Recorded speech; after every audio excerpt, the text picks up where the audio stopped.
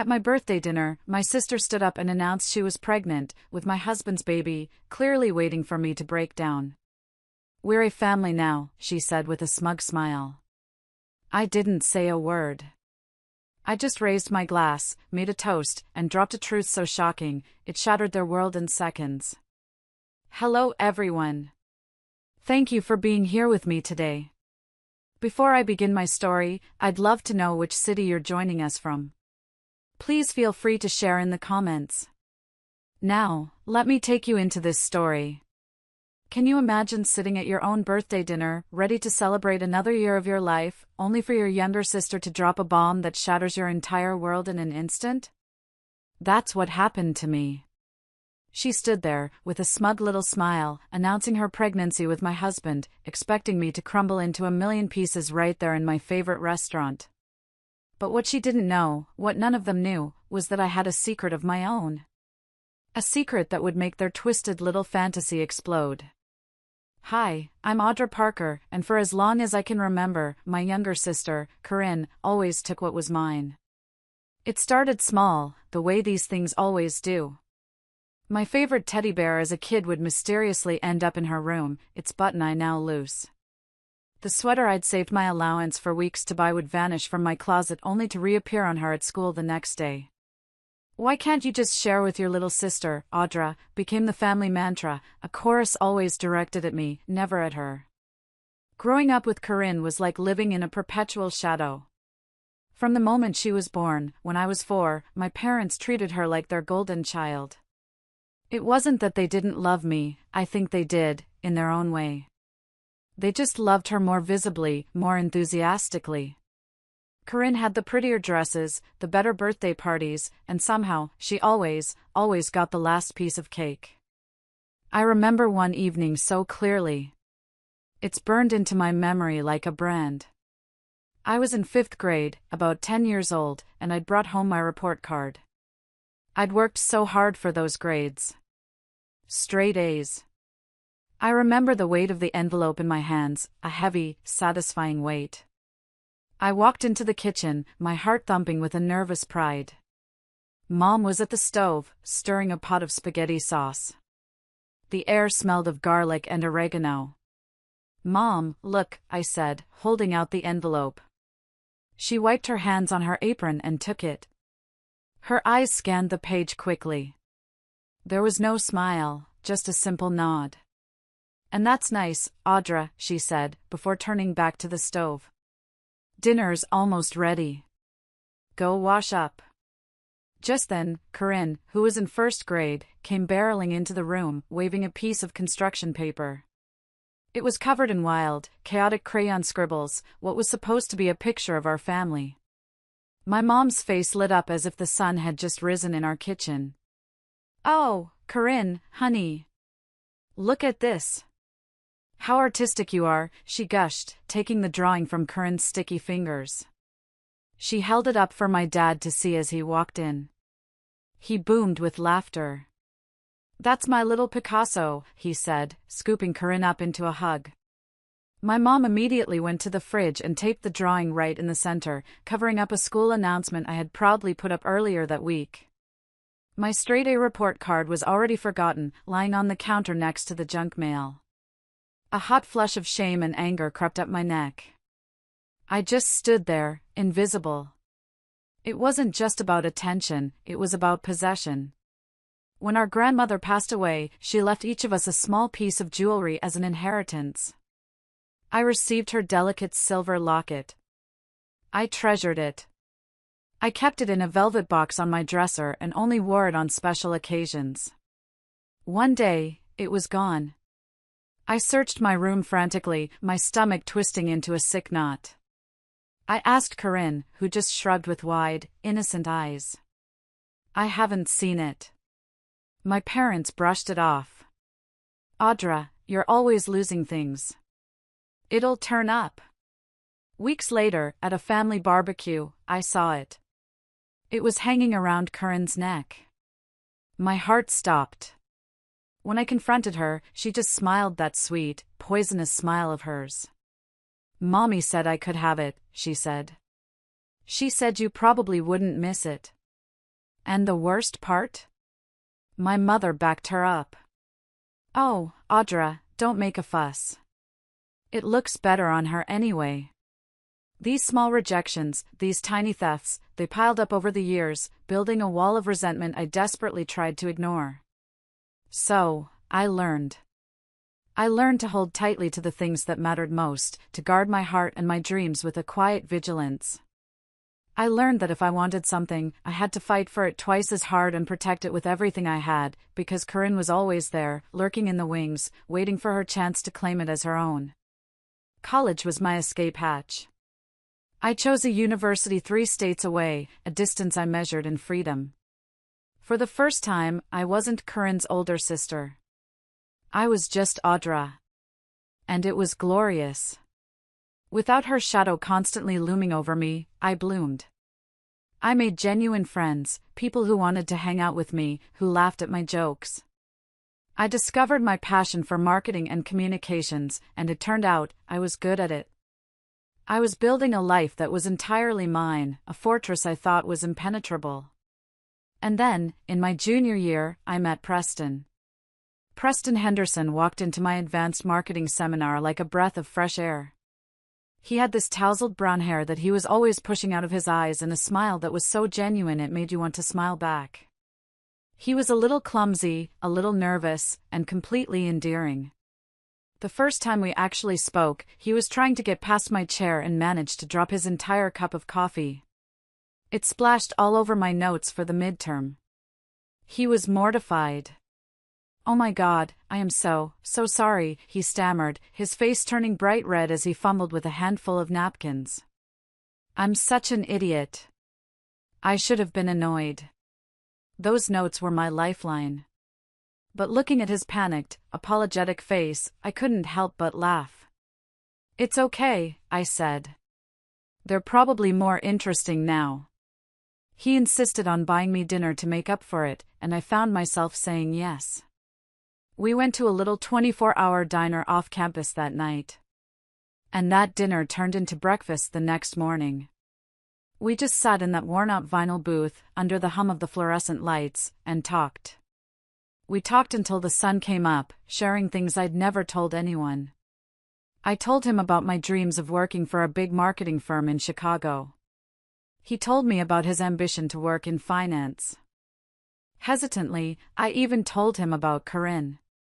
I braced myself for the usual reaction, the polite disbelief, the suggestion that I was probably exaggerating. But Preston just listened, his expression serious. He didn't interrupt. When I finished, he reached across the sticky tabletop and covered my hand with his. "I've never met anyone who gets me like you do," he told me that night, his voice soft. And for the first time in my life, I felt truly, completely seen. Our relationship flourished from that moment on. He was everything I had ever dreamed of.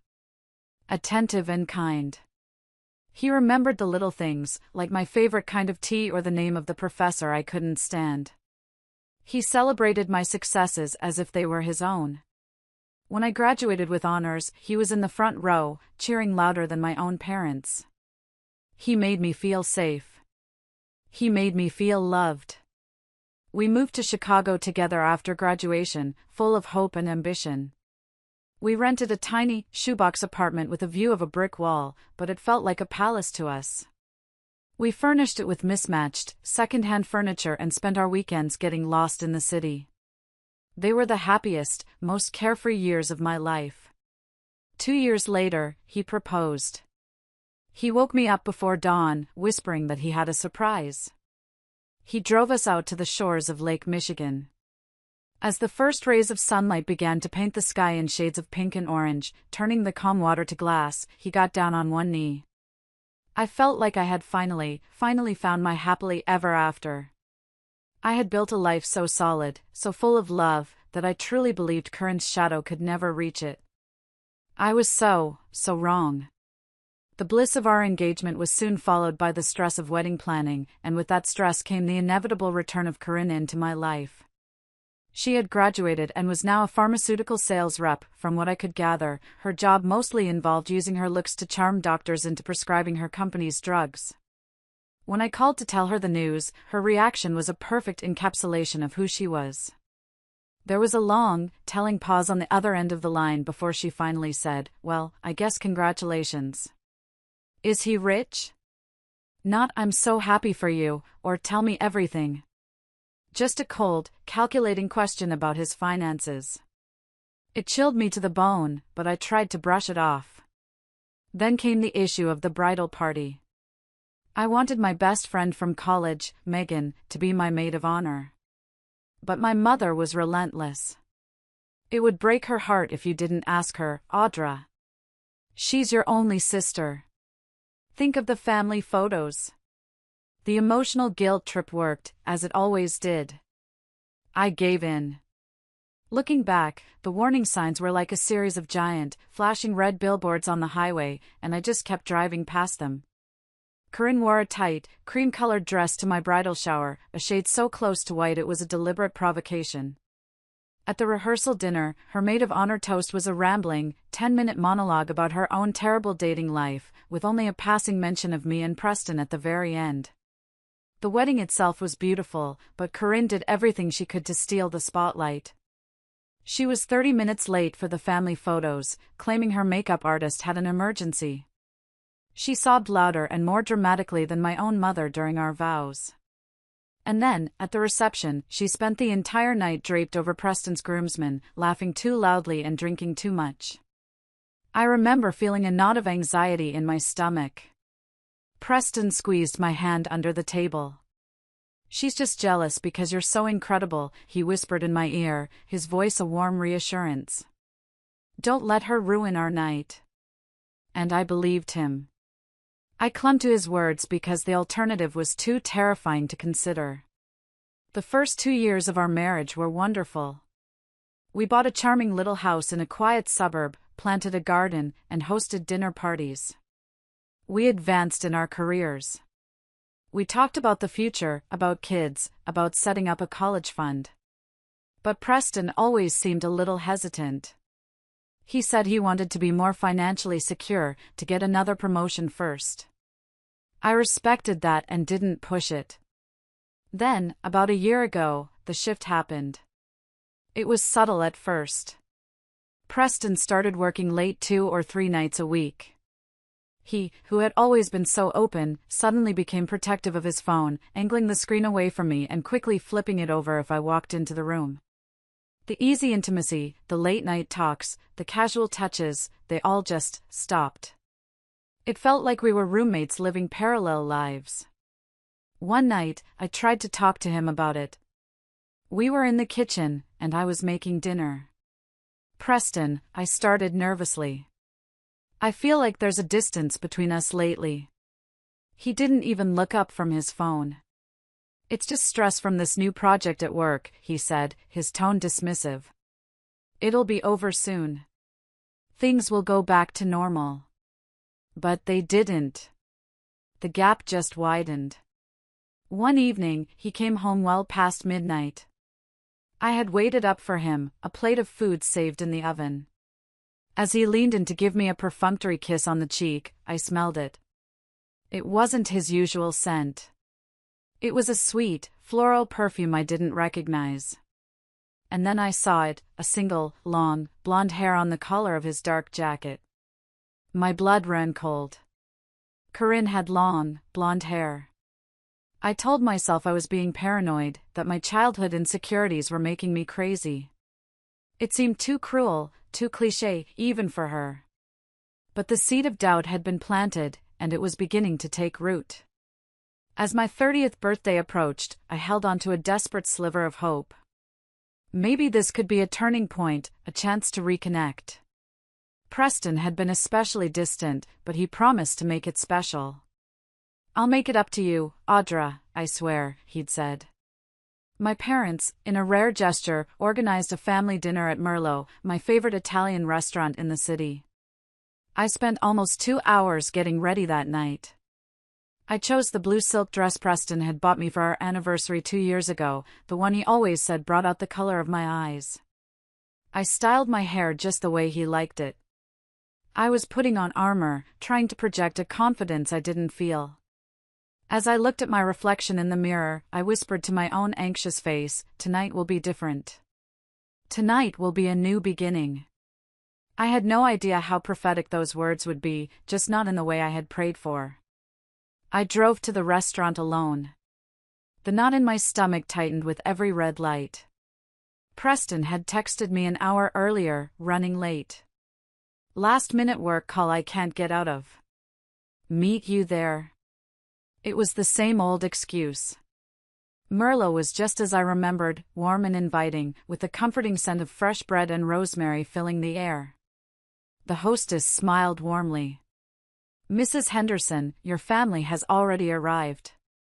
My parents were at a round table in a quiet corner. My mother's face lit up with her usual contained smile. "Audra, dear. You look nice," she said, before immediately leaning in to whisper, "though you might want to touch up your lipstick before we take photos." I just smiled. After a lifetime of it, her casual critiques barely registered anymore. My father gave me a brief, awkward hug.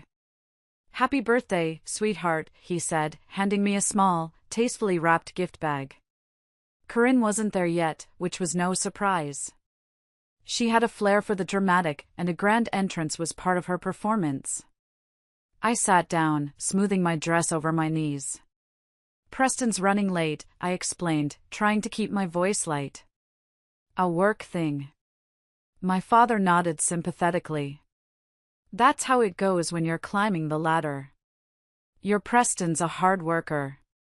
Just as the waiter arrived to take our drink orders, a commotion at the entrance drew everyone's attention. And there she was. Corinne, in all her glory. Her loud, tinkling laugh echoed through the restaurant. She was wearing a skin-tight red dress that looked like it had been painted on, tossing her perfectly styled blonde hair over her shoulder. But it wasn't her that made my heart stop. It wasn't the dress or the laugh. It was the man standing right behind her, holding the door open, his hand resting for just a moment too long on the small of her back. It was Preston. My Preston. They were walking together, smiling at each other with an easy intimacy that screamed of shared secrets. The last-minute work call excuse suddenly seemed so flimsy, so insulting. He smelled freshly showered, his usual cologne stronger than normal, as if applied in a hurry. My carefully constructed hope for the evening crumbled into dust.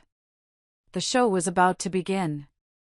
"Sorry we're late," Corinne announced, her voice dripping with false cheerfulness. She leaned down to give me a theatrical air kiss next to my cheek. I ran into Preston in the parking lot. Can you believe it? Lucky coincidence, right? I could feel the eyes of my parents on me, waiting for my reaction. I forced a smile that felt like it would crack my face. "How convenient," I said, my voice dangerously sweet. Preston slid into the seat beside me, deliberately avoiding my gaze. He squeezed my shoulder in a gesture that was meant to be reassuring but felt like an admission of guilt. "Happy birthday, Audra. Sorry about the delay." His hand was clammy. The dinner that followed was one of the most excruciating hours of my life. It was like watching a play where I was the only one in the audience who knew the actors were lying. My parents carried the conversation, blissfully unaware, chattering on about their recent cruise to the Caribbean. Corinne kept interjecting with loud, boastful stories about her sales triumphs. Preston just sat there, a silent, miserable ghost at the feast, only speaking when directly addressed. Under the table, I placed my hand on his knee, a desperate, final plea for connection. He flinched, a tiny, almost imperceptible movement, before covering my hand with his. His palm was slick with sweat. "Everything okay?" I whispered while my father was deep in a story about his golf game. "Fine," he replied, his voice tight. "Just tired." Then came the gifts. My parents' gift card to a department store. Preston's box contained a pair of diamond earrings, expensive, yes, but so generic they could have been for anyone. It was a guilt gift. Corinne handed me a box with a designer scarf inside, a hideous shade of muddy orange. "It's exactly your color, Audra," she gushed. Finally, the waiter brought out a small chocolate lava cake with a single candle flickering in the center. My father raised his wine glass. "Before we sing, a toast," he announced. "To my oldest daughter. Audra, you've always been so responsible. Your mother and I are so proud of the stable life you've built." Stable. Not brilliant, not happy, not loved. Just stable. Like I was a reliable old car. As my family began to sing a half-hearted happy birthday, I saw it. Corinne, shifting excitedly in her seat, shot a quick, triumphant glance at Preston. He gave a tiny, almost imperceptible nod back. A cold dread washed over me.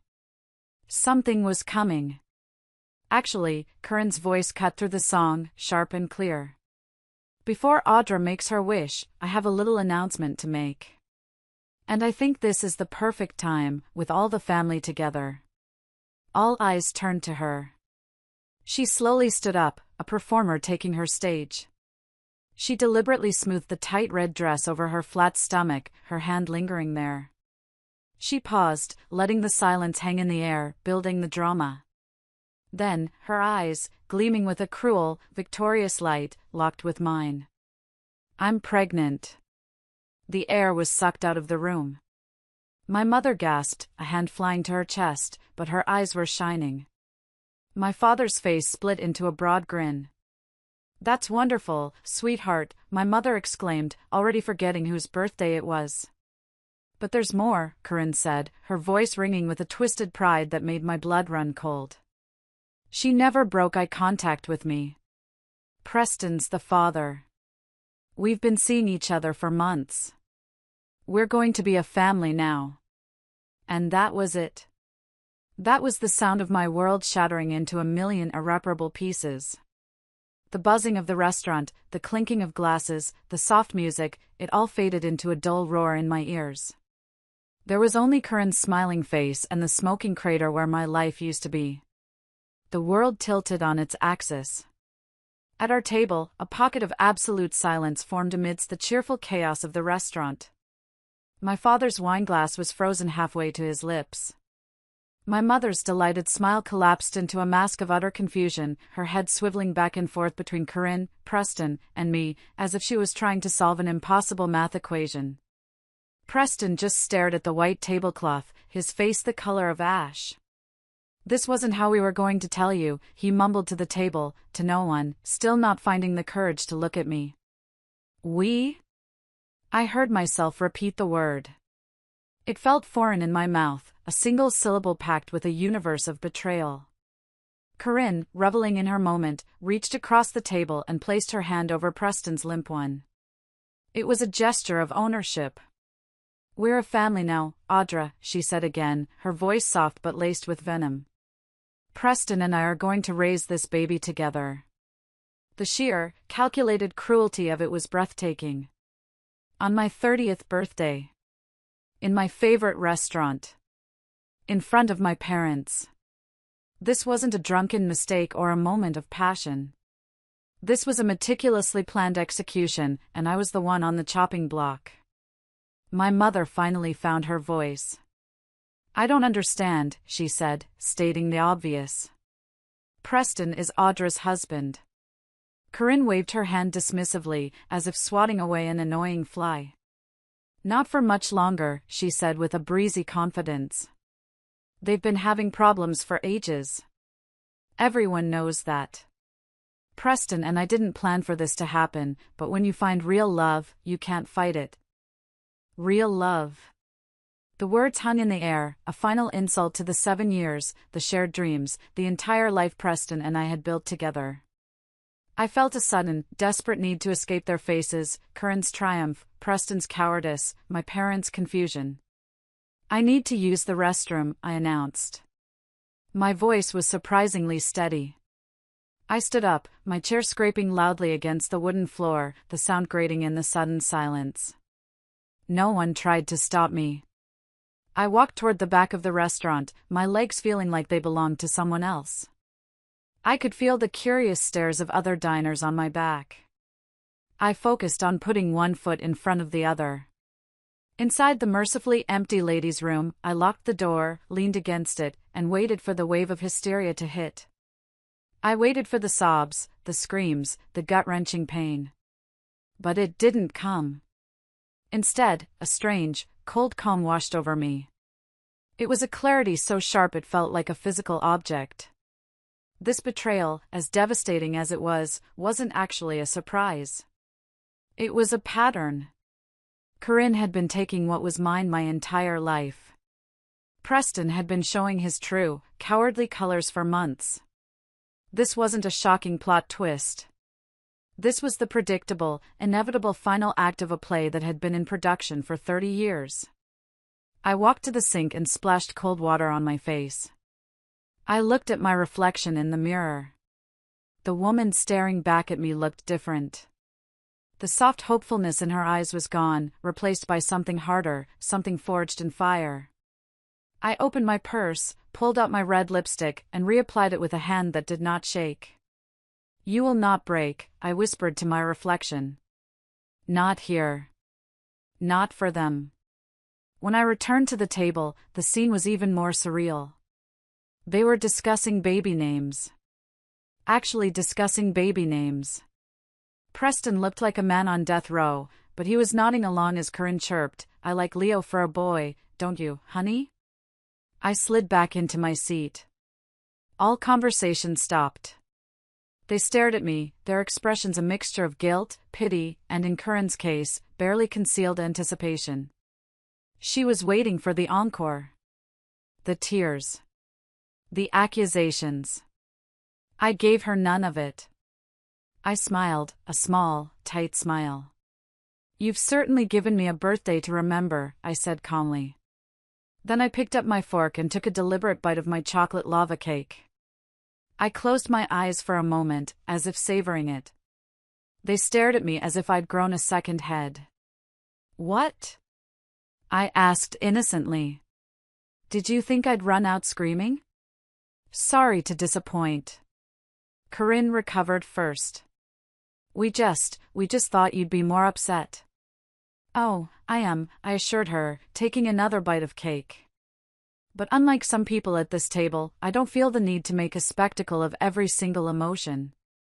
"Besides," I added, setting down my fork with a soft click, "there's something you all should know."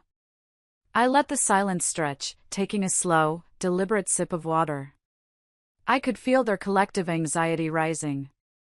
I had their complete, undivided attention for the first time all night. For the first time in my entire life, really. "I've known about the affair for 3 months," I said, my voice quiet but carrying across the table with absolute authority. Preston's head, which had been bowed in shame, snapped up. His eyes were wide with a new kind of fear. Disbelief. Corinne's triumphant smile, which had just started to creep back onto her face, vanished completely. "What?" Preston stammered, the single word catching in his throat. "You really should be more careful with your technology, Preston," I said, my tone conversational, as if we were discussing the weather. "Using our wedding anniversary as your email password wasn't exactly secure. Especially after you started acting so suspiciously." I explained how, 3 months ago, my own laptop had crashed right before a major work presentation. In a panic, I'd borrowed his. And as it booted up, a notification had popped up. An email from Corinne. The subject line was simply, "Last night." I told them how my finger had hovered over the trackpad, my principles warring with my gut instinct. And how, in the end, my gut had won.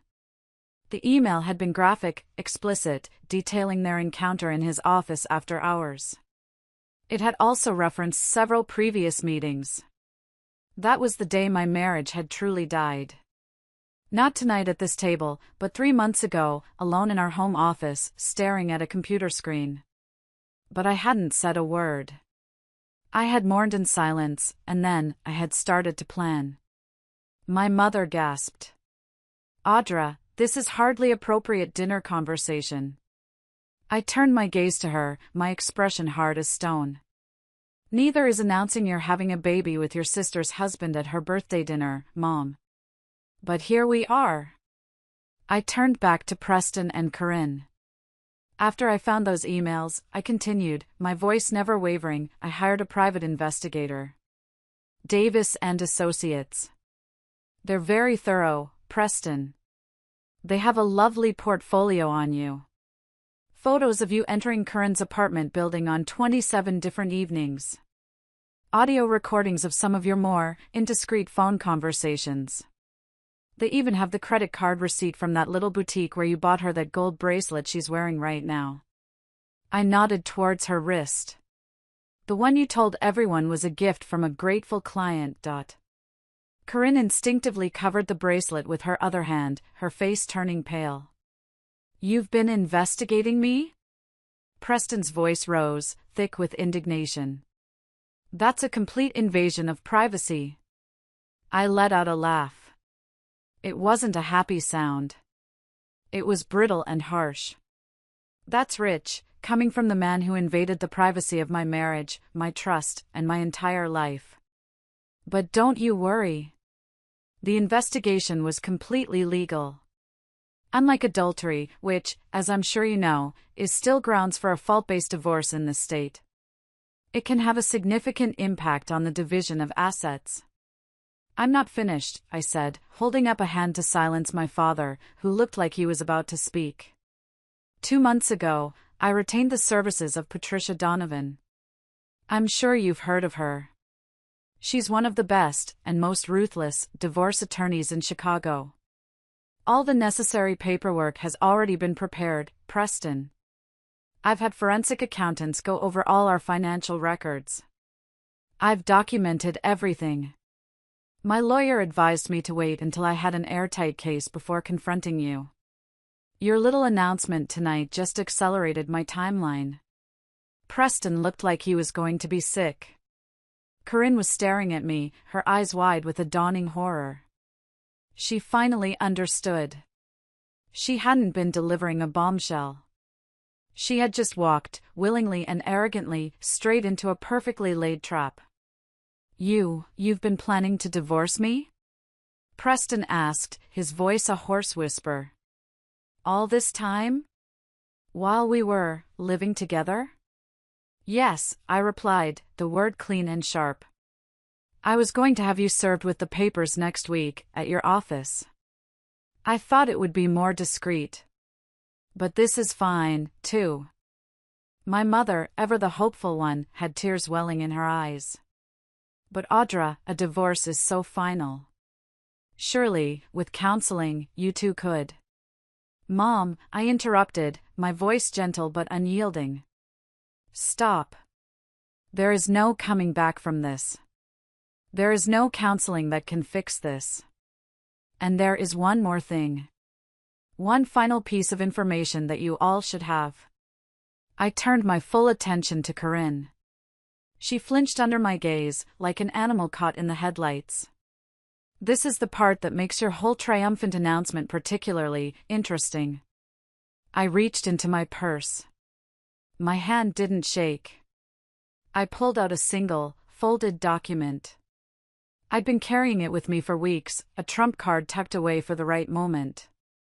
I'd never imagined the right moment would be here, at my own birthday dinner, but life has a funny way of handing you the perfect weapon at the perfect time. I unfolded the paper and slid the medical report across the table, pushing it directly in front of Corinne. Preston had a vasectomy 2 years ago, I said, my voice as cold and clear as ice. We decided, at the time, that children weren't in our immediate future. He was the one who was adamant about not wanting the responsibility. I agreed to wait. He's shooting blanks, as they say. I let the words hang in the air, each one a hammer blow against their tower of lies. Corinne stared at the paper, then at me, her mouth opening and closing silently. That's not possible, she finally whispered, her voice trembling. You're lying. Am I? I asked. Check the document. It's all there. Sacred Heart Medical Center, Dr. Reynolds.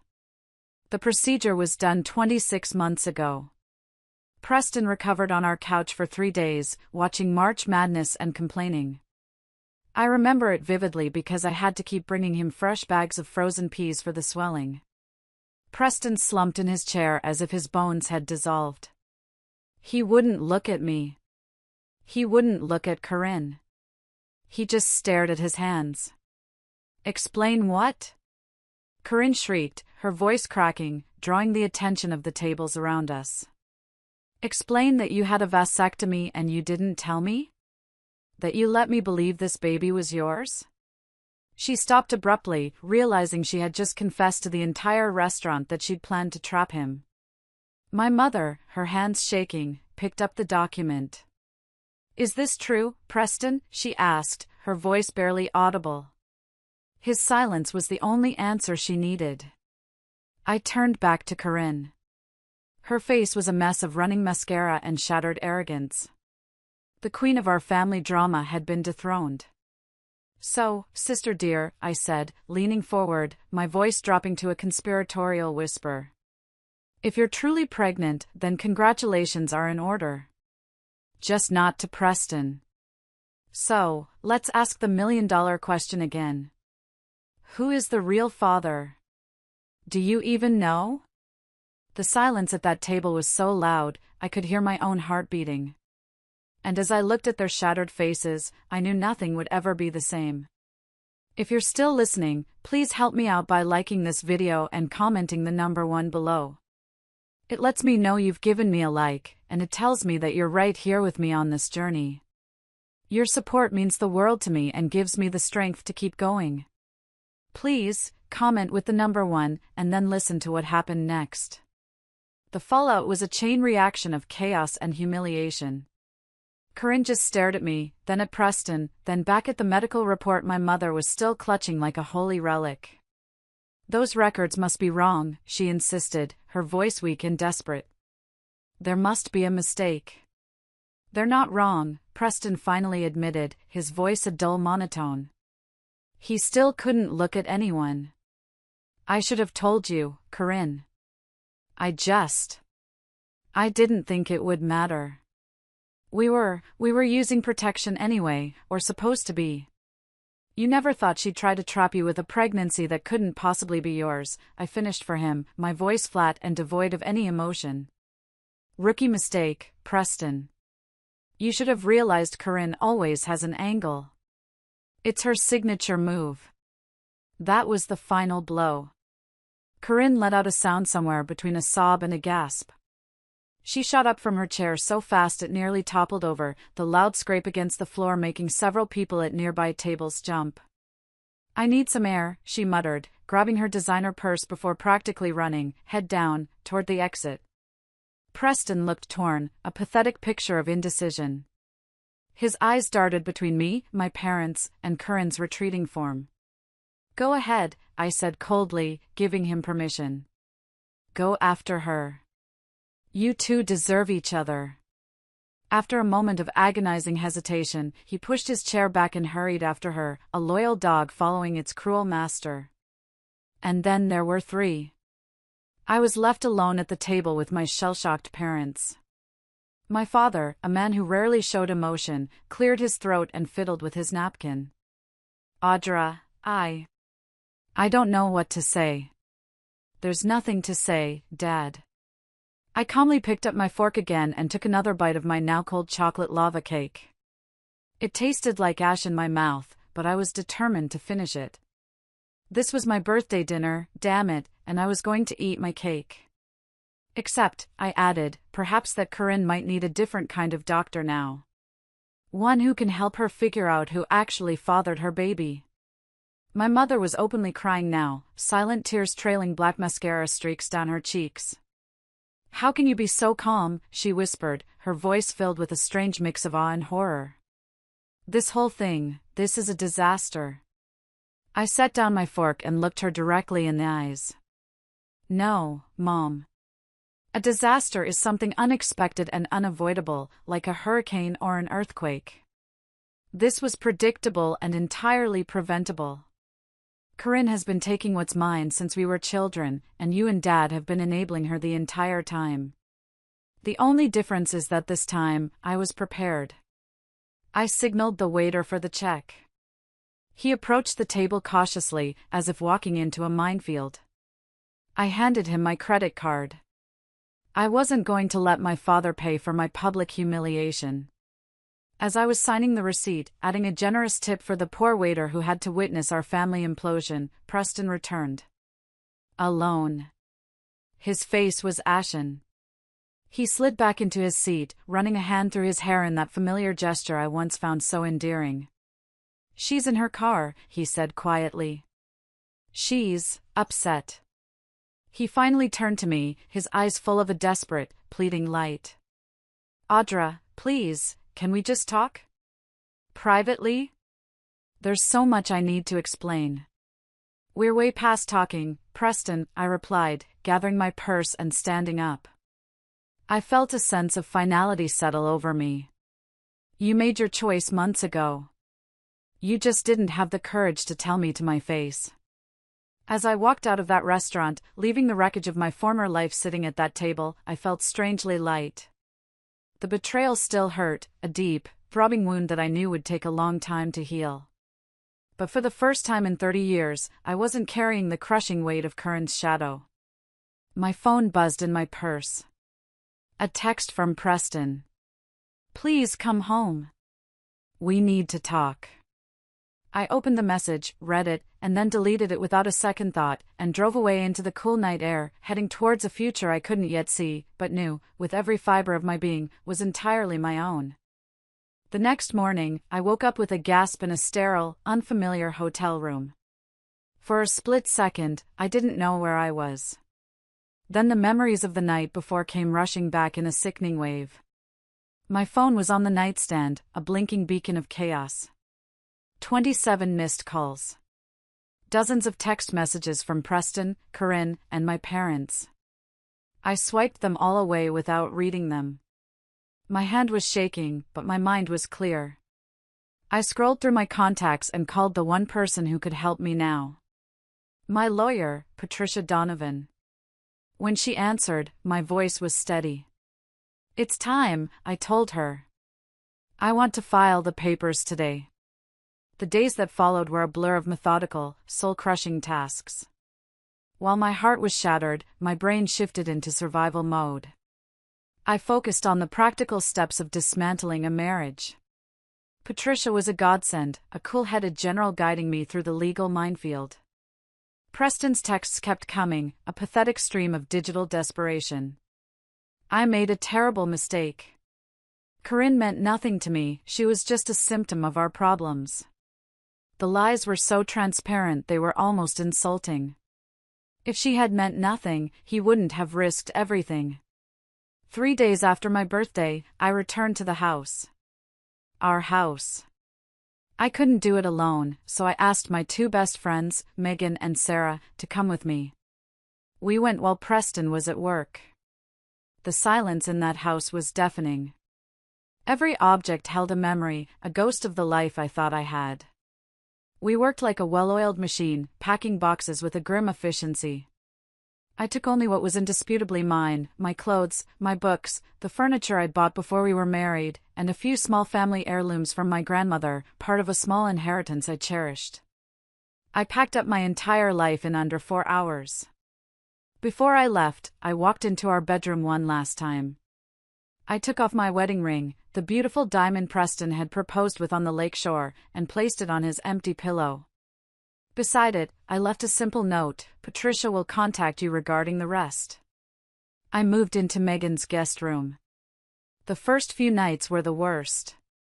The quiet was too loud. I'd lie awake, staring at the ceiling, replaying every moment of that dinner over and over again. Then, one night, Preston showed up. He started by knocking, then it escalated to pounding. "Audra, please," he yelled through the door. "Just talk to me. We can work this out." Megan stood beside me, her phone in her hand, her thumb hovering over the 911 button. "Should I call the cops?" she whispered. I just shook my head, my throat too tight to speak. He eventually left, but not before shouting, "This isn't fair. You didn't even give me a chance to explain." A few days later, my phone rang. It was Corinne. Against my better judgment, I answered. Her voice was small and broken.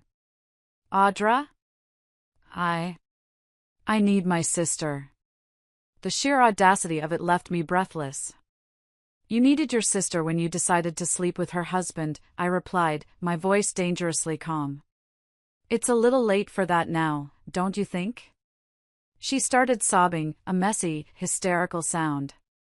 I'm so scared, Audra. Preston won't return my calls. The other guy, he found out and he told me if I ever contacted him again, he'd tell his wife I was a stalker. I'm all alone in this.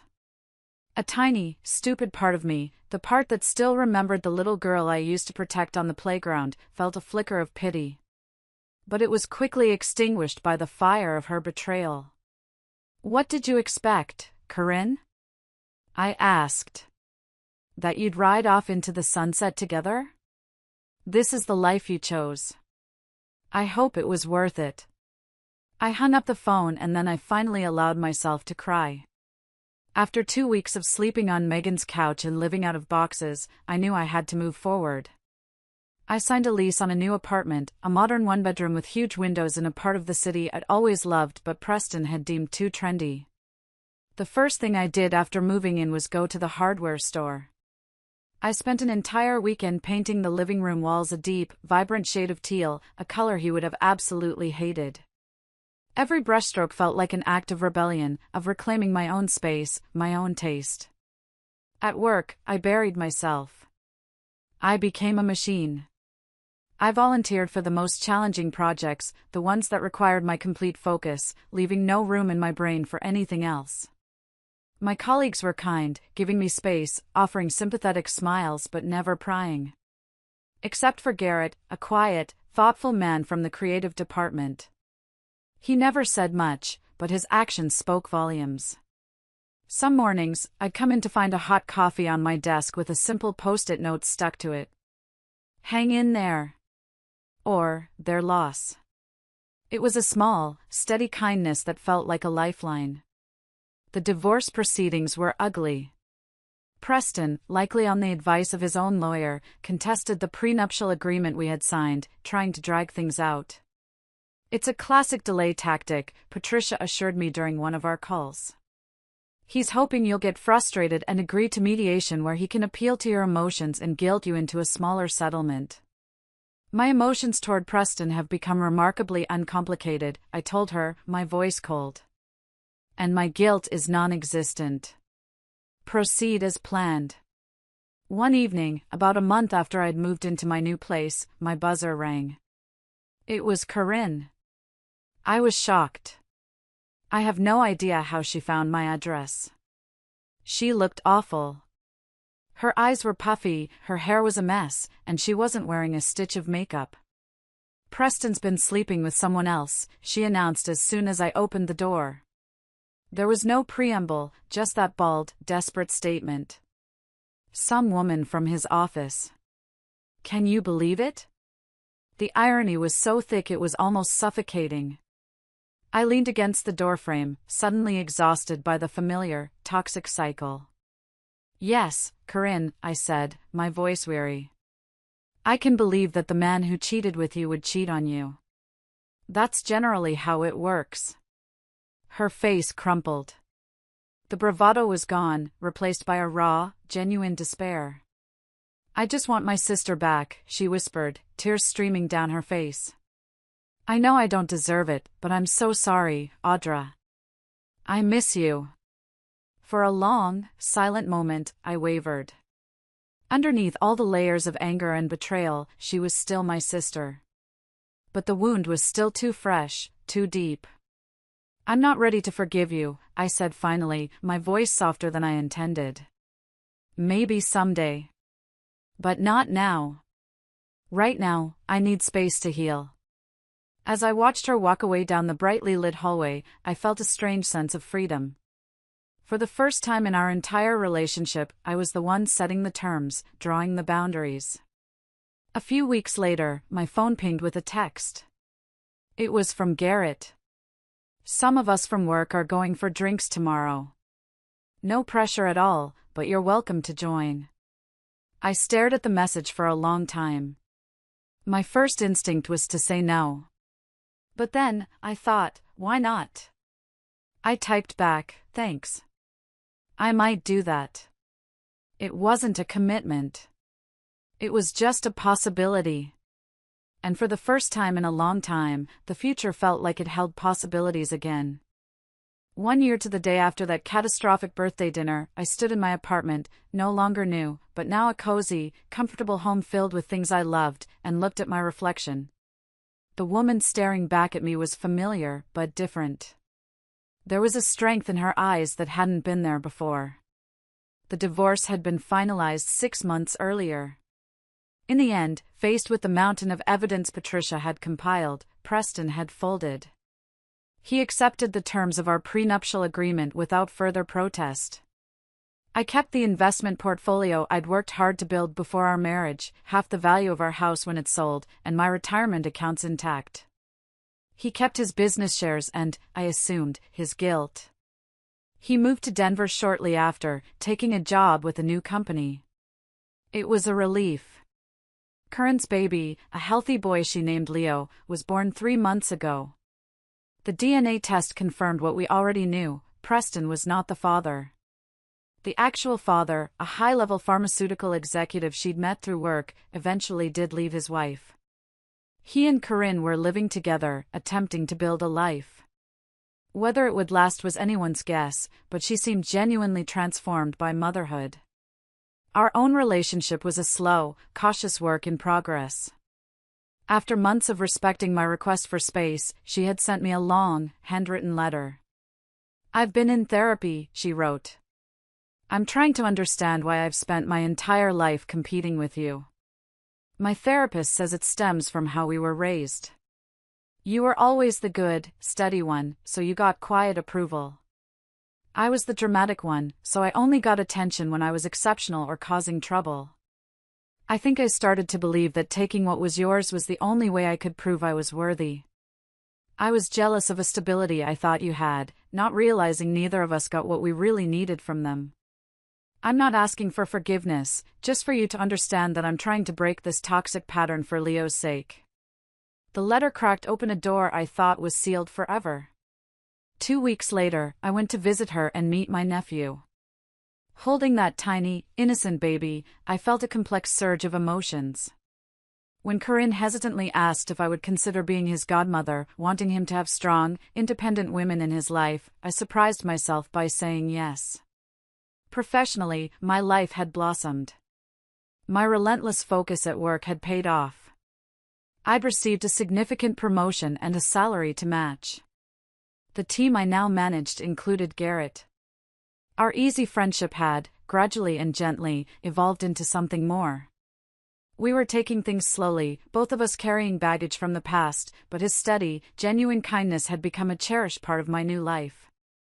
The doorbell rang, pulling me from my reflections. It was Garrett, here to take me to my 31st birthday dinner. Not a big family affair, but a small gathering of my chosen family, my real friends. "You look beautiful," he said when I opened the door, his smile warm and sincere. He handed me a small, wrapped gift. Inside was a beautiful leather-bound journal. On the first page, he had inscribed a quote: "The most beautiful people are those who have known defeat, known suffering, known struggle, known loss, and have found their way out of the depths." Tears pricked my eyes. "It's perfect," I told him, and I meant it. As we entered the restaurant, a table of my friends rose to greet us, their faces lighting up with genuine affection. "Happy birthday, Audra," they called, raising their glasses in a toast that held no hidden agendas, no cruel surprises, just simple celebration. I smiled, feeling the last of the weight from the past year finally, truly lift. The betrayal that had seemed like an ending had, in fact, been a necessary, painful beginning. From the fragments of my shattered life, I had built something stronger, more authentic, and entirely mine. And for the first time, I was sitting at the head of my own table, a place I now occupied without apology or doubt.